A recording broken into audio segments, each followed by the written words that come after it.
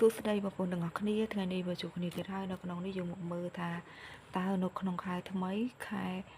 ឧសភាថាតើនឹងមានអ្វីល្អខ្លះចូលមកក្នុងជីវិតអ្នកទាំងអស់គ្នាថាតើនៅក្នុងខែថ្មីនឹងមានរឿងល្អៗអ្វីខ្លះចូលមកក្នុងជីវិតអ្នកដូច្នេះហើយចូលតាមដានទស្សនាទាំងអស់គ្នាថាតើនៅក្នុងខែថ្មីមានរឿងល្អៗអ្វីខ្លះចូលមកក្នុងជីវិតអ្នក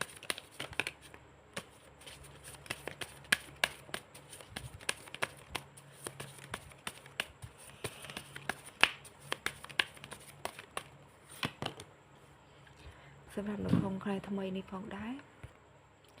គឺជាពេលវេលាមួយដែលអ្នកទាំងអស់គ្នាត្រូវសិក្សាស្វែងរកចំណេះដឹងបន្ថែមនៅក្នុងអំឡុងខែឧសភានឹងឬក៏នៅអំឡុងខែថ្មីនឹងអ្វីដែលល្អសម្រាប់អ្នកគឺអ្នកទាំងអស់គ្នាត្រូវតែមានការសិក្សា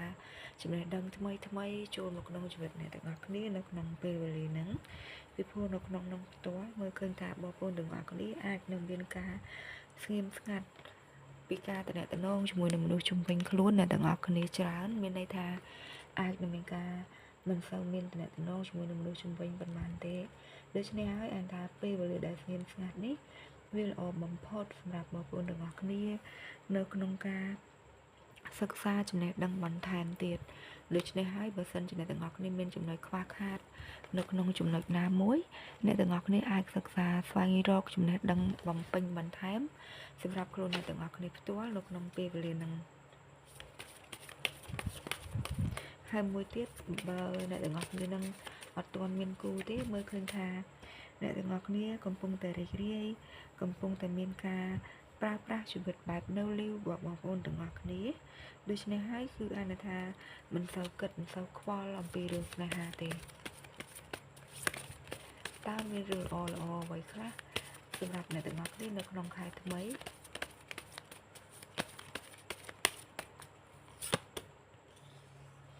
នៅក្នុងពេលវេលាហ្នឹងគឺបងប្អូនទាំងអស់គ្នាអានថាមានរឿងមួយចំនួនដែលអ្នកទាំងអស់គ្នាកំពុងតែរងចាំឱកាសវាជាយូរមកហើយថាអត់ដឹងថាពេលណាវាមកដល់ឲ្យអ្នកទាំងអស់គ្នាដែរទេ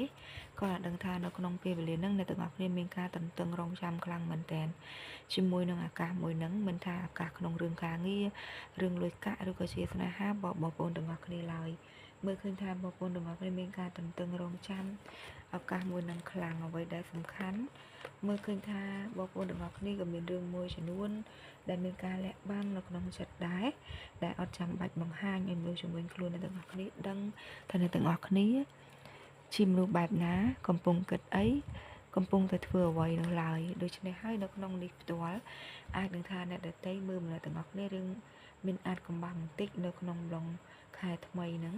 ពីព្រោះអ្នកទាំងអស់គ្នាមិនមែនជាមនុស្សដែលចូលចិត្តបង្ហាញនៅអ្វីដែលទាំងអស់គ្នាមាននោះទេដូច្នេះហើយអនថា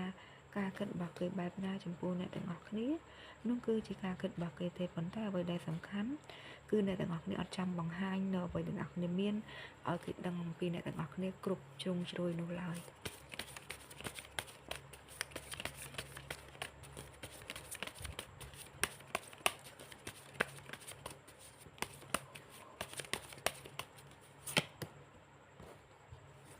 នៅក្នុងខែថ្មីមើលឃើញថាបងប្អូនទាំងអស់គ្នាមានរឿងមួយចំនួនដែលអ្នកទាំងអស់គ្នាអត់ទាន់ប្រឡែងដៃបានឬក៏ថាអ្នកទាំងអស់គ្នាអត់ទាន់ចាក់ចេញពីកន្លែងមួយនឹងបាននៅឡើយទេទោះបីជាកន្លែងថ្មីឬក៏អ្វីដែលថ្មីនោះល្អប្រសើរបំផុតសម្រាប់បងប្អូនទាំងអស់គ្នាក៏ដោយនៅក្នុងនេះមើលឃើញថាបងប្អូនទាំងអស់គ្នាមានការតស៊ូអត់ធ្មត់ខ្លាំងមែនទែននៅកន្លែងចាស់របស់បងប្អូនទាំងអស់គ្នាឬក៏នៅទីតាំងចាស់របស់អ្នកនឹងដោយសារតែអ្នកទាំងអស់គ្នាឲ្យថាមានរឿងអ្វីមួយយ៉ាងដែលធ្វើឲ្យអ្នកទាំងអស់គ្នាត្រូវតែធ្វើបែបហ្នឹងនៅក្នុងនេះបើសិនជាតំណែងស្នេហាវិញមើលឃើញថាបងប្អូនទាំងអស់គ្នាទោះបីជាមានរឿងអ្វីកើតឡើងចំពោះបងប្អូនទាំងអស់គ្នាក៏ដោយក៏អ្នកទាំងអស់គ្នាមិនចាកចេញពីដៃគូចាស់ឬក៏ស្នេហាចាស់របស់បងប្អូនទាំងអស់គ្នាដែរដូច្នេះហើយមើលឃើញថាវាមានរឿងច្រើនដែលជាប់ពាក់ព័ន្ធនឹងបងប្អូនទាំងអស់គ្នានៅក្នុងនេះមិនសំដៅទៅលើតែស្នេហាតែមួយមុខទេគឺសំដៅលើស្ថានភាពដែលអ្នកគ្នាជួបផ្ទាល់ហើយមិនថាក្នុងរឿងការងារ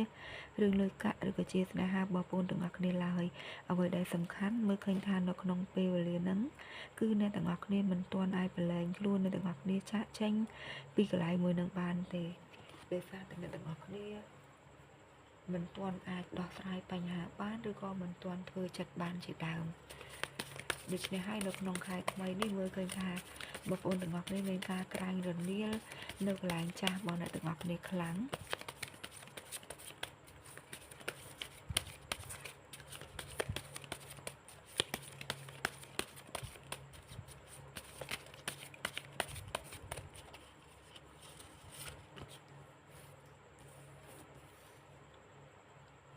ហើយនៅក្នុងនឹងផងដែរអ្វីដែលល្អសម្រាប់បងប្អូនទាំងអស់គ្នាមើលឃើញថាអ្នកទាំងអស់គ្នាគឺមានមនុស្សដែលចូលមកស្រឡាញ់ពេញចិត្តជាមួយនឹងបងប្អូនទាំងអស់គ្នាអាចនឹងថាច្រើនគ្នាដែរប៉ុន្តែចិត្តអ្នកទាំងអស់គ្នាផ្ទាល់វិញដូចជាមិនសូវជាពេញចិត្តជាមួយនឹងមនុស្សដែលចូលមកនឹងសោះដោយសារតែទាំងអស់គ្នាហាក់បីដូចជាមិនពេញចិត្តឬក៏មនុស្សទាំងអស់ហ្នឹងចូលមកហ្នឹងគឺមិនមែនជាមនុស្សដែលអ្នកទាំងអស់គ្នាត្រូវការដូច្នេះហើយអាចនឹងមានការបដិសេធជាមួយនឹងស្នេហាដែលចូលមកហើយមួយវិញទៀតសម្រាប់មនុស្សដែលមានតំណែងស្នេហាជាមួយគ្នាហើយមើលឃើញថាបងប្អូនទាំងអស់គ្នារៀងមានការអន់ចិត្តជាមួយនឹងដៃគូស្នេហាបងប្អូនទាំងអស់គ្នាបន្តិចដោយសារតែទាំងអស់គ្នាខិតខំប្រឹងប្រែងក្នុងការមើលថែយកចិត្តទុកដាក់អស់ពីសមត្ថភាពរបស់បងប្អូនទាំងអស់គ្នាហើយប៉ុន្តែលទ្ធផលដែលទាំងអស់គ្នាទទួលបានមិនមែនជាទឹកក្តីស្រឡាញ់ទេបែរជាមើលឃើញមិនបែរជាគេនឹងមិនមើលឃើញពីតម្លៃនៃក្តីលះបង់ពាក់ព័ន្ធជាមួយនឹងក្តីស្រឡាញ់អ្នកទាំងអស់គ្នាចំពោះគេទៅវិញដូច្នេះហើយធ្វើអ្នកទាំងអស់គ្នារៀងមានការអន់ចិត្តបន្តិចជាមួយនឹងដៃគូចាស់ជាមួយនឹងដៃគូស្នេហាបងប្អូនទាំងអស់គ្នាដែលកំពុងតែមានតំណែងជាមួយគ្នានឹងដូច្នេះហើយធ្វើបងប្អូនទាំងអស់គ្នារៀងមានការអស់សង្ឃឹមផងដែរដោយសារតែការលះបង់របស់អ្នកអត់មានតម្លៃសម្រាប់ខ្លួនគេមិនមែនអ្នកទាំងអស់គ្នាមិនល្អមិនមែនអ្នកទាំងអស់គ្នាជាមនុស្សអន់ទេពីព្រោះដោយសារតែមនុស្សម្នាក់នឹងផ្ទាល់គាត់មើលមិនឃើញពីតម្លៃរបស់អ្នកទាំងអស់គ្នាផ្ទាល់នោះទេឬក៏អាចនឹងថាក្តីស្រឡាញ់របស់អ្នកទាំងអស់គ្នាមនុស្សម្នាក់នឹងមិនស័ក្តិសមនឹងទទួលបានទេដូច្នេះហើយទើបគេមើលមិនឃើញពីតម្លៃរបស់អ្នកអ្វីដែលសំខាន់មើលឃើញថាអ្នកទាំងអស់គ្នាក៏មិនមែនជាមនុស្សដែលមិនមាននរណាគេចូលមកស្រឡាញ់ពេញចិត្តអ្នកទាំងអស់គ្នាដែរគឺមានមនុស្សចូលមកច្រើនគ្រាន់តែថាមនុស្សភាគច្រើនចូលមកមិនត្រូវចិត្តនឹងអ្នកទាំងអស់គ្នាតែប៉ុណ្ណោះដូច្នេះហើយមើលឃើញថានៅក្នុងនេះមិនថាអ្នកទាំងអស់គ្នាស្រឡាញ់គេឬក៏គេស្រឡាញ់អ្នកទាំងអស់គ្នាទេគឺអាចនឹងមានការបដិសេធនៅក្នុងរឿងស្នេហាកើតឡើងសម្រាប់បងប្អូនទាំងអស់គ្នានៅក្នុងពេលវេលាហ្នឹងដូច្នេះហើយមើលឃើញថានៅក្នុងខែថ្មីអ្វីដែលល្អចូលមកសម្រាប់បងប្អូនទាំងអស់គ្នាគឺពាក់ព័ន្ធជាមួយនឹងចំណេះដឹងវាជាពេលវេលាមួយដែលល្អសម្រាប់បងប្អូនទាំងអស់គ្នានៅក្នុងការសិក្សាស្វែងយល់ចំណេះដឹងបន្ថែមដើម្បីឲ្យអ្នកទាំងអស់គ្នាមានការវិវត្តខ្លួនល្អប្រសើរជាងមុនហើយនៅក្នុងនឹងផងដែរអាចនឹងមានការស្ងៀមស្ងាត់ច្រើនសម្រាប់បងប្អូនទាំងអស់គ្នាមិនសូវជាមានតំណែងជាមួយនឹងមនុស្សជុំវិញខ្លួនអ្នកទាំងអស់គ្នាប៉ុន្មានទេនៅក្នុងអំឡុងខែថ្មីហ្នឹងហើយមិនត្រឹមតែប៉ុណ្ណោះទៀតអ្នកទាំងអស់គ្នាអាចថាមានអាចកំបាំងខ្លះដែរដែលអ្នកទាំងអស់គ្នាមានការលាក់បាំងពីព្រោះអ្នកទាំងអស់គ្នាអត់ចាំបាច់បង្ហាញឲ្យគេដឹងថាអ្នកទាំងអស់គ្នាជាមនុស្សបែបណាទេពីព្រោះអ្នកទាំងអស់គ្នាជាមនុស្សដែលអត់ចូលចិត្តបង្ហាញនៅសកម្មភាពអ្វីដែលអ្នកទាំងអស់គ្នាកំពុងតែមាននៅក្នុងអំឡុងពេលហ្នឹងហើយមិនត្រឹមតែប៉ុណ្ណោះមើលឃើញថាអ្នកទាំងអស់គ្នាកំពុងតែរងចាំឱកាសល្អឬក៏រងចាំឱកាសអ្វីមួយដែលចូលមករកអ្នកទាំងអស់គ្នានៅក្នុងអំឡុងខែថ្មីនឹងផងដែរទោះអានថារងចាំយូរយ៉ាងណាក៏ដោយប៉ុន្តែមើលឃើញថាអ្នកទាំងអស់គ្នាមានការរំពឹងទុកមានការសង្ឃឹមទុកខ្លាំងផងដែរនៅក្នុងឱកាសមួយហ្នឹងមិនថាជាឱកាសការងារឱកាសលុយកាក់ឬក៏ជាឱកាសស្នេហាបងប្អូនទាំងអស់គ្នាទេមើលឃើញថាអ្នកទាំងអស់គ្នាមានការរំពឹងទុកជាមួយនឹងឱកាសមួយហ្នឹងខ្លាំងហើយរឿងមួយវិញទៀតមើលឃើញថាអ្នកទាំងអស់គ្នាមានការតស៊ូអត់ធ្មត់នៅកន្លែងចាស់បងប្អូនទាំងអស់គ្នាខ្លាំងមែនតើមិនថាក្នុងតំណែងមួយណាឡើយមើលឃើញថាបងប្អូនទាំងអស់គ្នាហាក់បីដូចជាមិនចង់ចាក់ចេញពីមនុស្សចាស់ឬក៏ដៃគូចាស់ស្នេហាបងប្អូនទាំងអស់គ្នានឹងទាល់តែសោះដោយសារតែអ្នកទាំងអស់គ្នាអាចថាមានបញ្ហាឬក៏មានរឿងអ្វីម្យ៉ាងដែលធ្វើឲ្យអ្នកទាំងអស់គ្នានៅចងភ្ជាប់ខ្លួននៅកន្លែងហ្នឹងដូច្នេះហើយមិនថាយ៉ាងណាក៏ដោយក៏មើលឃើញថាអ្នកទាំងអស់គ្នាគឺជាមនុស្សដែលមានការតស៊ូអត់ធ្មត់នៅក្នុងជីវិតខ្លាំងផងដែរ